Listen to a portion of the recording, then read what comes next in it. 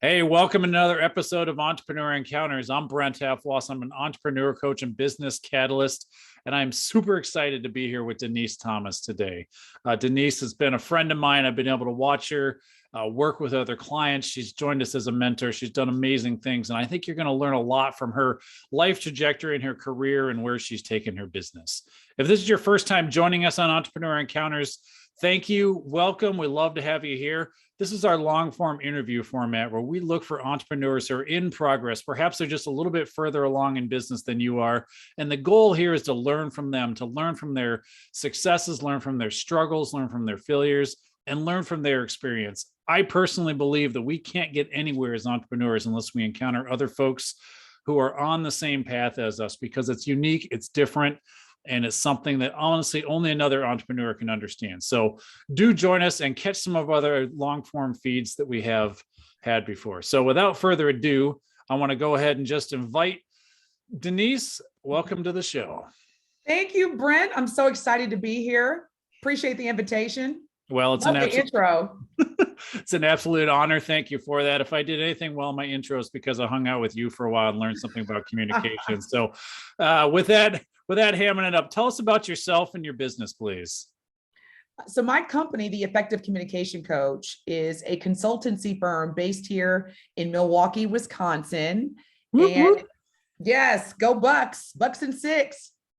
And what my company does is transform emerging and existing professionals into extraordinary and oftentimes exceptional leaders by mastering the art of effective communication. And I've been in business. I just celebrated my 4-year anniversary on August 17th of this year. And as you had mentioned before, part of entrepreneurship is really launching and then sustaining. The growth is definitely there. However, I am so just humbled and honored to be in this room and say that I've been in business independently, solely as the effective communication coach for 4 years. Wow. Why did you want to become an entrepreneur? What was that drive in you, or the circumstance that led you to that moment?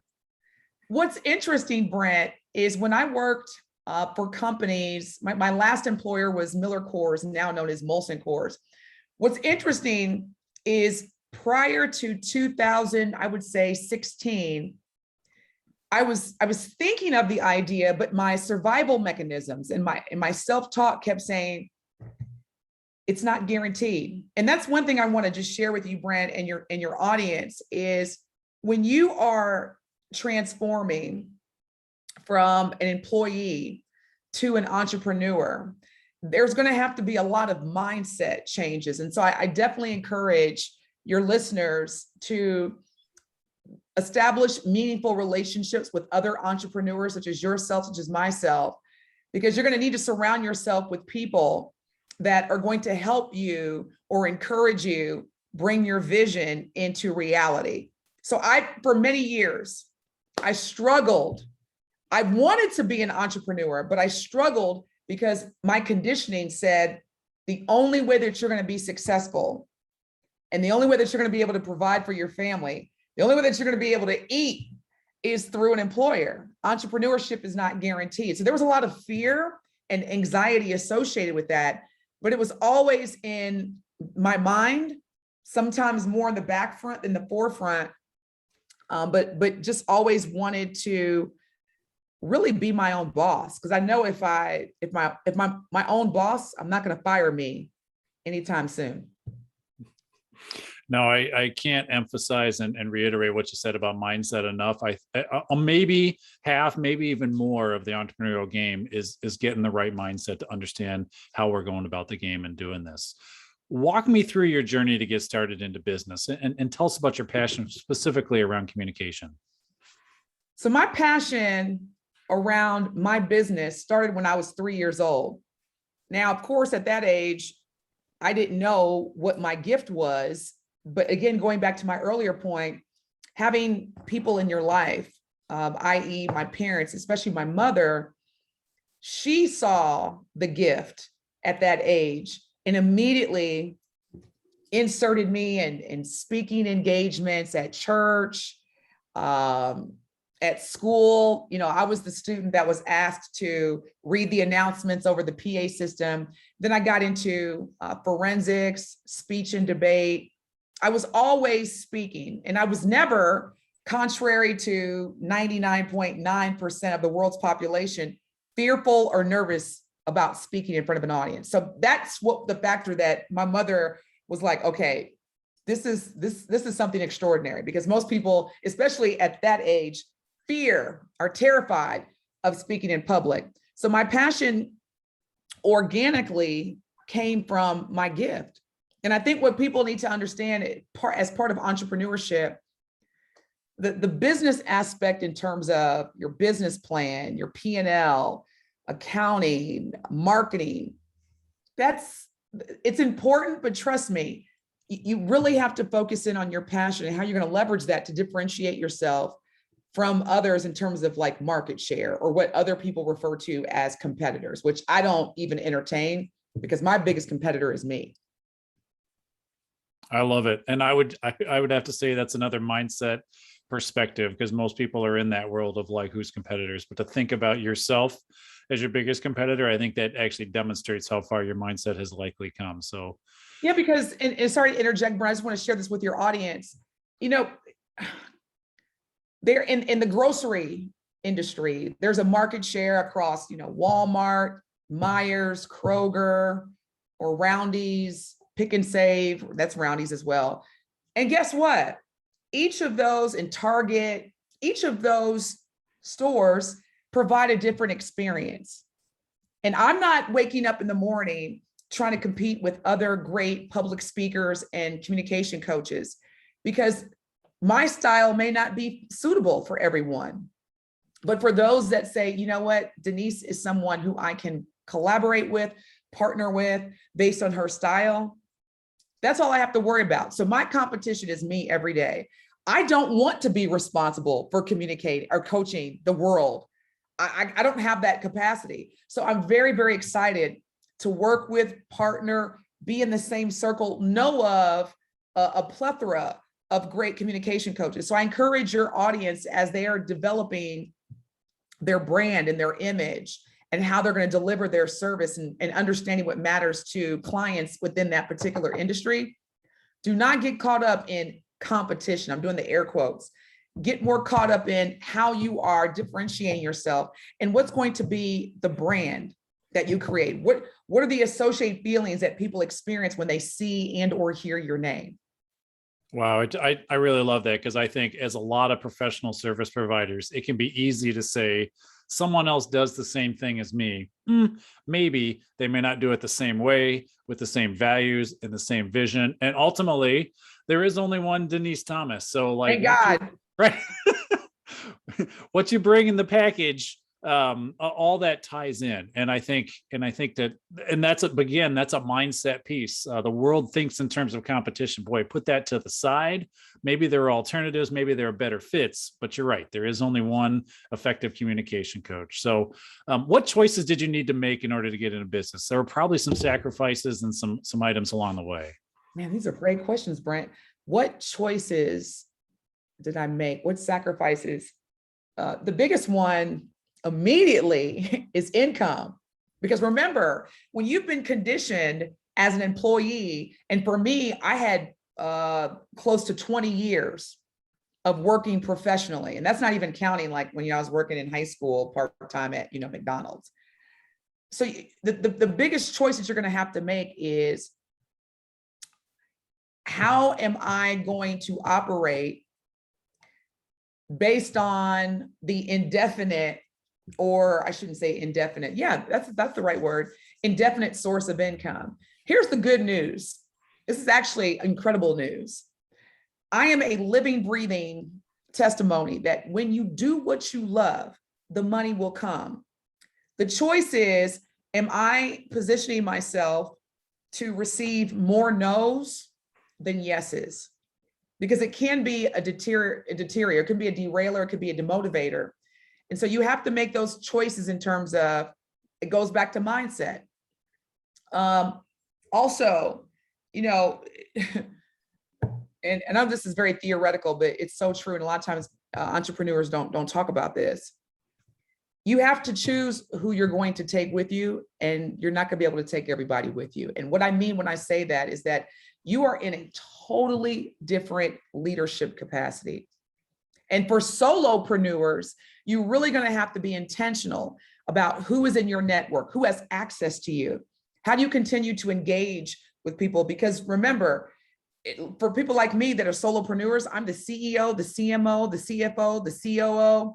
And so my decision-making, going back to the choice question that you asked, has everything to do with, is there a return on this investment? Is this something that aligns with my company's mission and vision? Is what am I trying to gain from this relationship? What am I trying to gain from this communication? What am I trying to gain from this action? And so the choices that I had to make were painful because, again, a lot of the people and things and places that I were managing or entertaining or engaging in, I could no longer do that as an entrepreneur. But it helped me open doors for those things, places, and people that were more in alignment with my company's mission and vision. Wow, that's once again another big piece. If we get the power to choose, and sometimes those choices are hard, but we can always do what we always did, and you always get what you always got. So you got to make some choices. You have to affirmatively decide, what are you going to do today? And by the way, and I'm sure you have some of these stories, they don't always work out.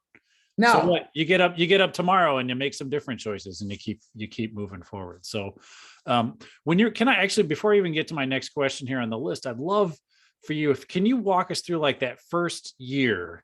Because you've got to build a clientele base. You've got to get your name out there established in the field. Walk us through a little bit about how you did that. Because I know now if people tune in and hear Denise Thomas, I mean, I recently was able to experience you at a gala event recently, which did an amazing job. Thank you. There. But the capability may have been there the whole time. It's getting everyone else to be on board that Denise is the person I need at this meeting. So walk us through that first year, because sometimes that can be so almost soul crushing sometimes just to be walking through that. Yeah, another great question. So the first year is pretty much consistent with year 2, 3, and 4 experience. You have to create the experience that you want your existing or potential clients to have, that is really going to create this desire to want more of your services and or products.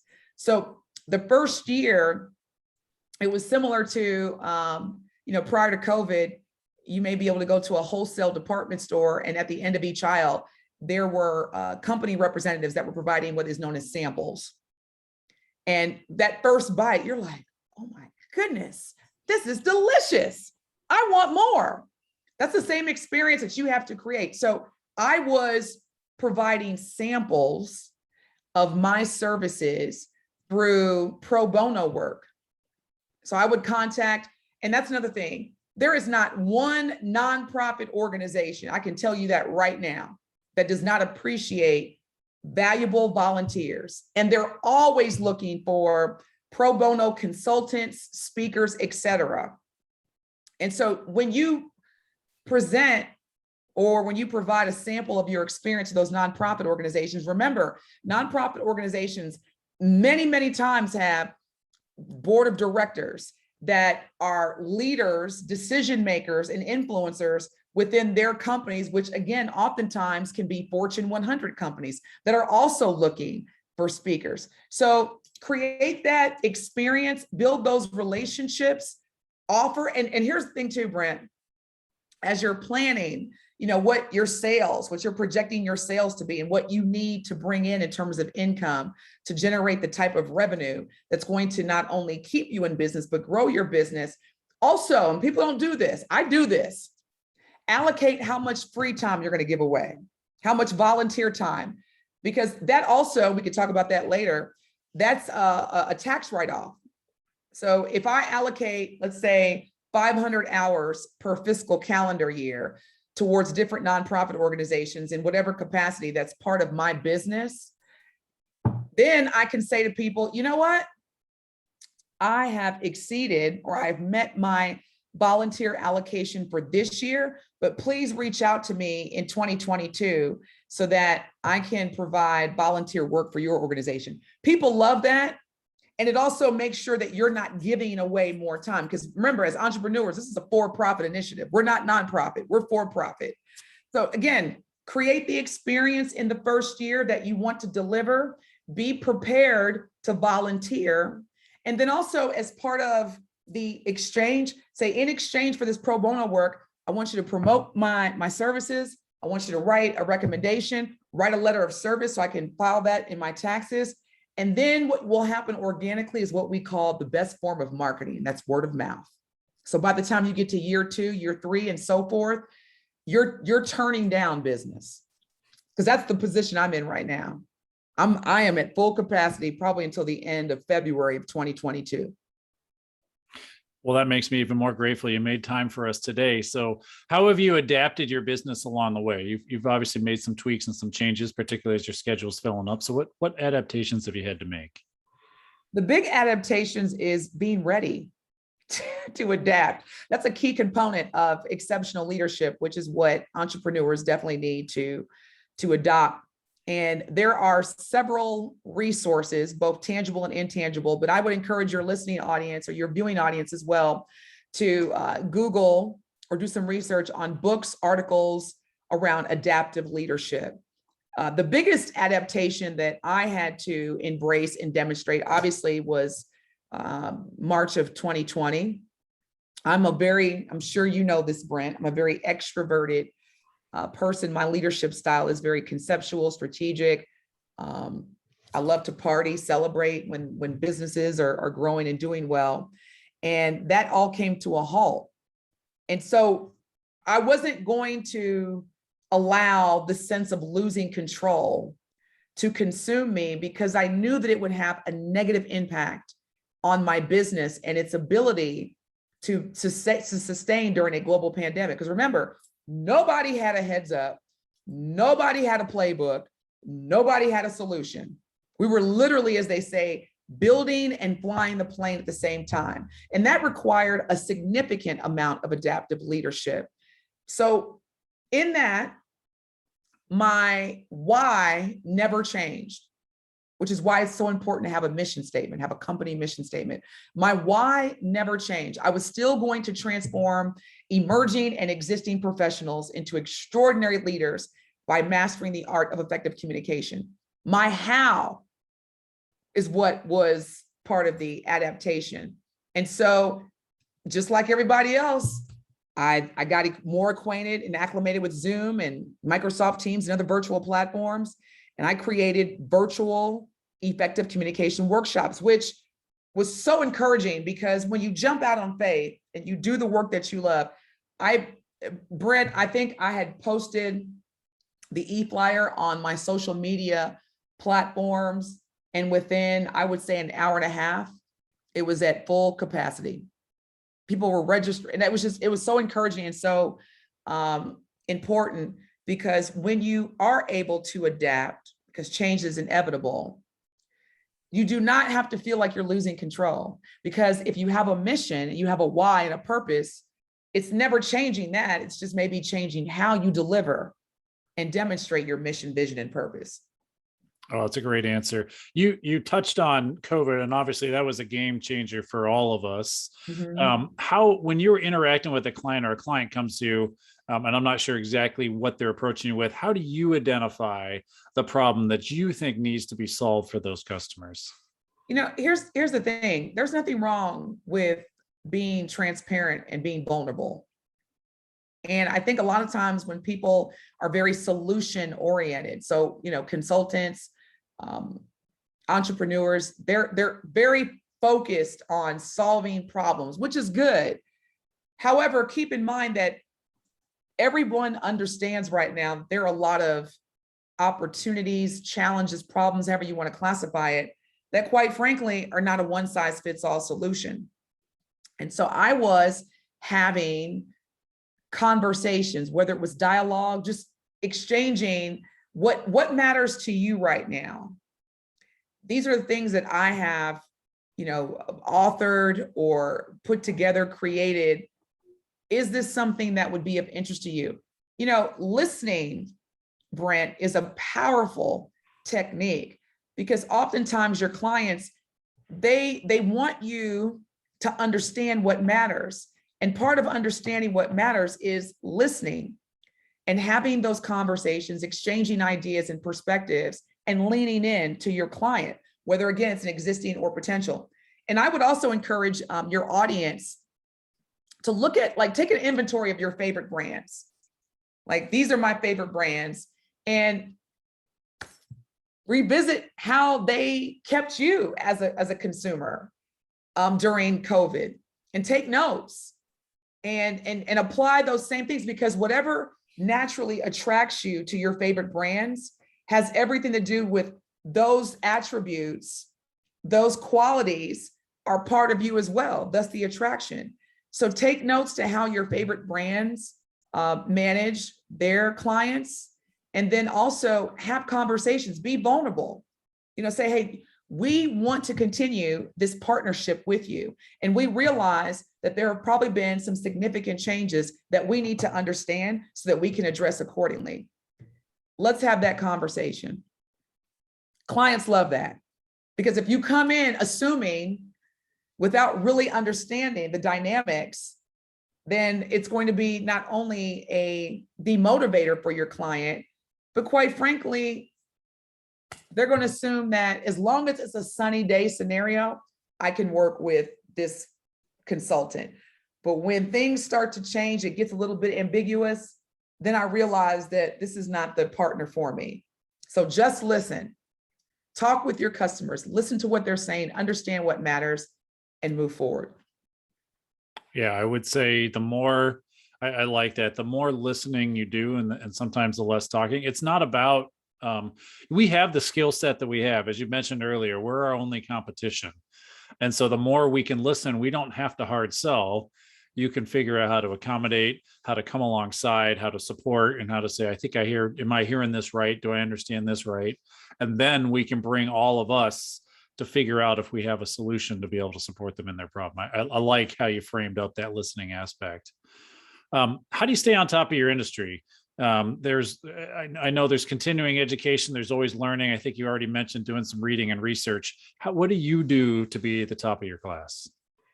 It's exactly what you said. I'm always looking for relevant and valuable certifications.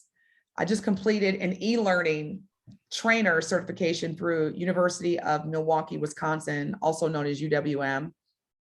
I am a lead facilitator at St. Norbert College, which requires certifications. And so it's always a continuous learning journey.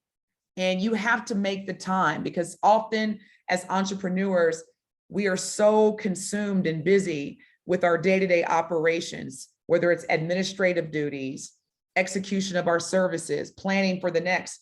All of these things consume our time, but you also have to make the time to pour into you. And your clients will also appreciate knowing that you also are a work in progress and you're continuing to develop. I just recently in July attended the Aspen Leadership Seminar as part of the Aspen Leadership Institute. And our subject matter was deinstitutionalizing racism. That's a very important topic right now in the world. And I was amongst some incredible leaders across the world under one room. And I share that because you have to make the time. Remember, if you're coming from corporate, or if you're coming from an organization, oftentimes you were waiting for the invitation. Or you might, during your performance management evaluation, say, next year I really want to take some training. And then, oftentimes your employer will sponsor that. Well, as an entrepreneur, you don't have that. So you have to have the mindset of, okay, every quarter or once a month, I'm going to complete certifications. I'm going to take online training. I'm usually the one that's speaking at conferences. I have no problem, and I make time to attend seminars and conferences aligned with my company's mission and how I can continue to develop. So again, definitely make the time. Don't wait for permission. Don't try to find time. Make time, because remember, you're the CEO, so you're in charge. So you can make the time and make sure that at least, I would say 3 or 4 times a year, you are attending a workshop or seminar. You are completing a certification at least 3 or 4 times a year. And put that on your resume and your website and let your clients know, I'm growing just as much as you are. I love that. So you talked about education. What other means and resources did you use to get started, and are you continuing to use in order to just keep you propelled forward? Yeah, I use all kind of resources. I make sure that I have good relationships with my bank. I don't know why entrepreneurs do not have relationships. Quit Googling financial information and go to your bank and build a relationship with your banker. If you are not in the banking industry, then the biggest opportunity that you have is to hire your weakness. I don't like that word weakness. Outside of your strengths, seek others to help you in that subject matter, because there are plenty of experts in the banking industry, in the finance industry. Also, there's accounting. I'm not an accountant. I'm not a finance expert. So I hired, I outsource. So you have to be very, very intentional about what you truly can do, what's your organic, natural gift versus other things that are going to be critical to your business.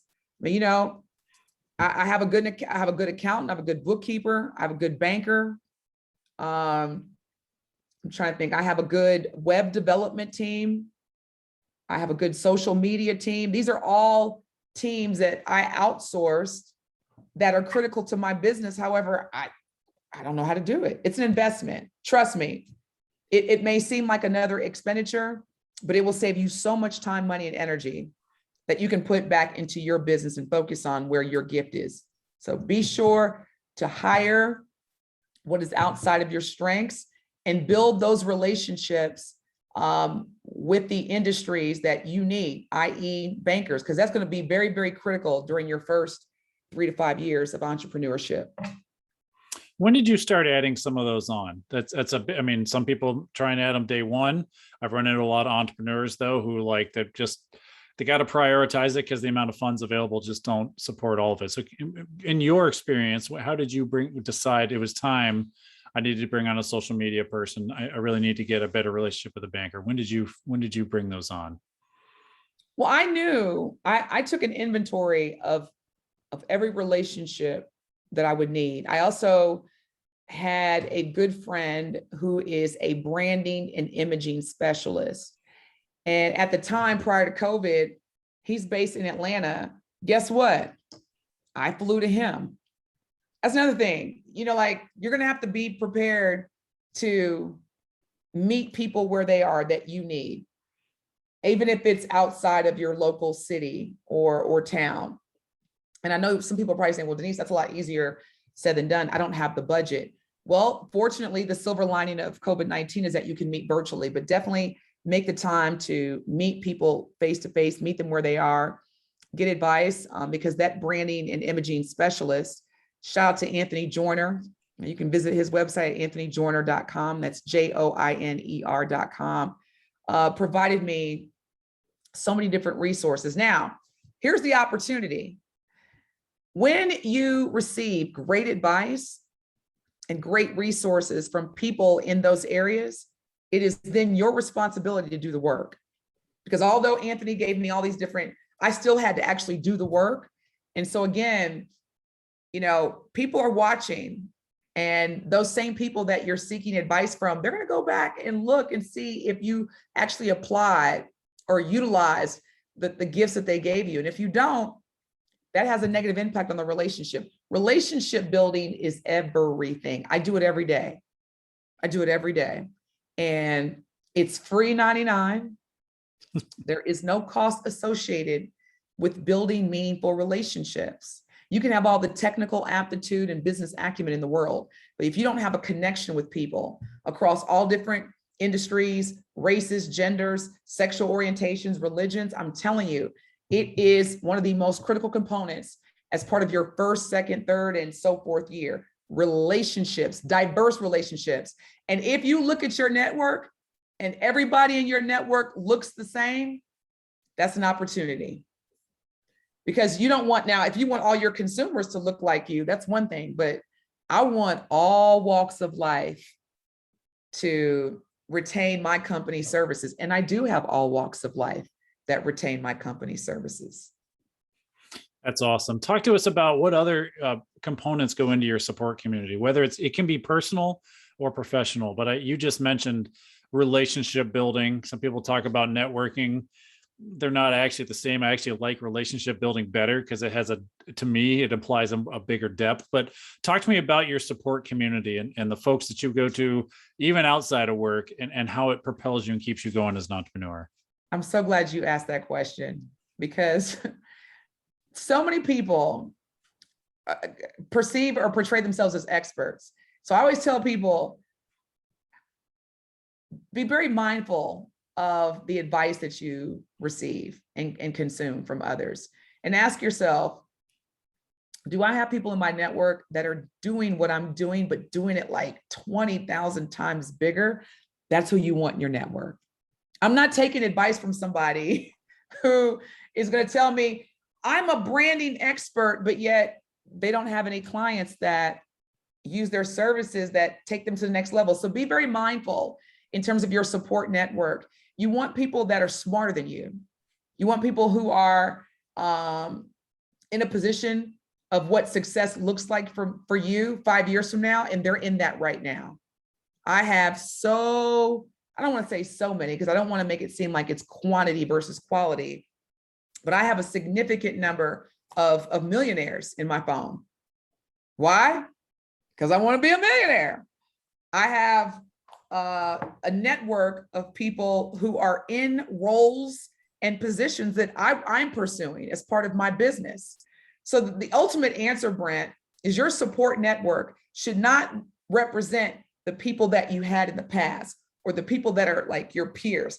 They're good to have. I'm not saying fire those people, but you really want to be intentional about building